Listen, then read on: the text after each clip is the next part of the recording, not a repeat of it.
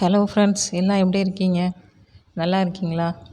இன்றைக்கி வீடியோவில் என்ன பார்க்க போகிறோன்னா, கத்திரிக்காய் மசாலா ஃப்ரை தான்.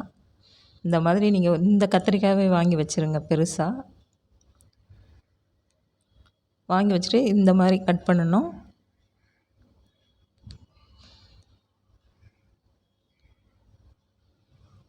இப்படியே கட் பண்ணிடுங்க.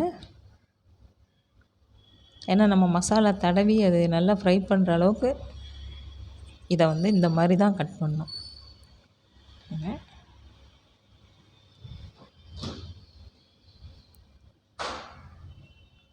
இந்த மாதிரியே கட் பண்ணி ஸ்லைஸ் போட்டுருங்க.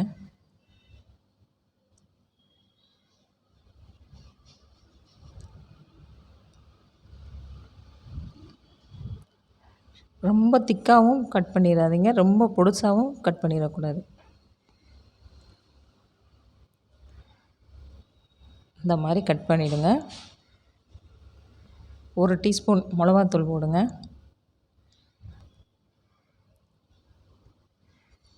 கொஞ்சமாக மஞ்சள்தூள், இஞ்சி பூண்டு பேஸ்ட்டு ஒரு 1/2 டீஸ்பூன், உப்பு தேவையான அளவு போட்டுருங்க. தயிர் 1 டீஸ்பூன் ஊற்றணும்.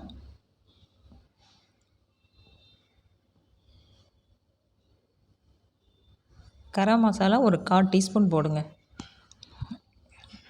இதை எல்லாத்தையும் நம்ம நல்லா மிக்ஸ் பண்ணிடலாம்.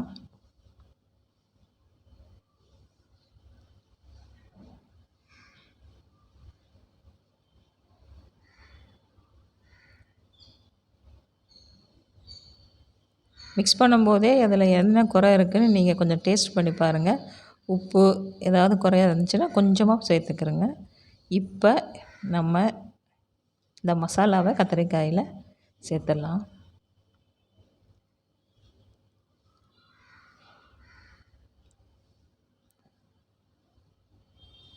இந்த மாதிரி நல்லா பிரட்டி வச்சு மசாலாவை தடவிடுங்க.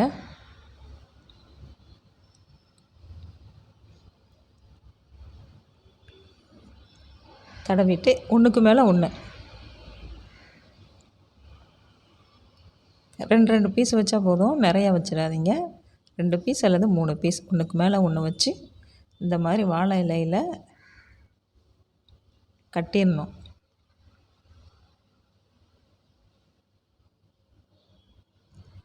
இந்த மசாலாவை நீங்கள் ரொம்ப தயிர் ஊற்றிடாதீங்க, ரொம்பவும் தண்ணியாக இருக்கக்கூடாது. ஏன்னா வாழை இலையில் வைக்கும்போது அது சைடில் எல்லாம் வடிஞ்சிரும். கொஞ்சம் கட்டியாகவே வச்சு தடவி இந்த மாதிரி வாழை இலையில் வச்சு கட்டிடுங்க. இப்போது கருவேப்பிலை, கொஞ்சமாக ஆயில் ஊற்றிட்டு கொஞ்சமாக கருவேப்பிலை போட்டுட்டு அதுக்கப்புறம் இந்த வாழை இலையில் கட்டினதை உள்ளே வச்சிடுங்க.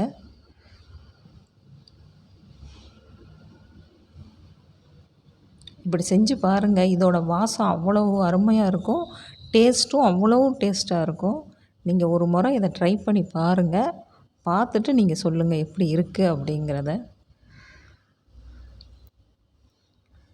கொஞ்சமாக சைடு மேலே இந்த மாதிரி ஆயில் கொஞ்சம் கொஞ்சமாக ஊற்றிடுங்க. இப்போ மூடிடலாம்.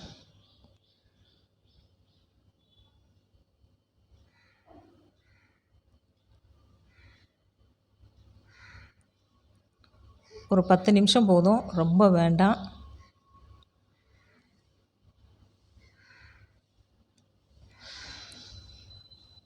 இதை நம்ம அப்படியே பிரட்டி விட்டுறலாம்.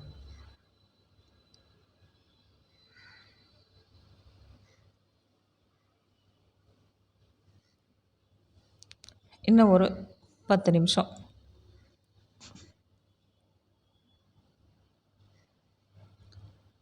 நல்லா பொரிஞ்சிருச்சு.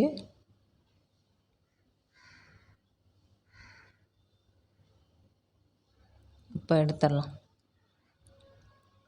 எடுக்கும்போதே இது அவ்வளோ வாசமாக இருக்குது, அந்த வாழை இலையோட ஸ்மெல்லு.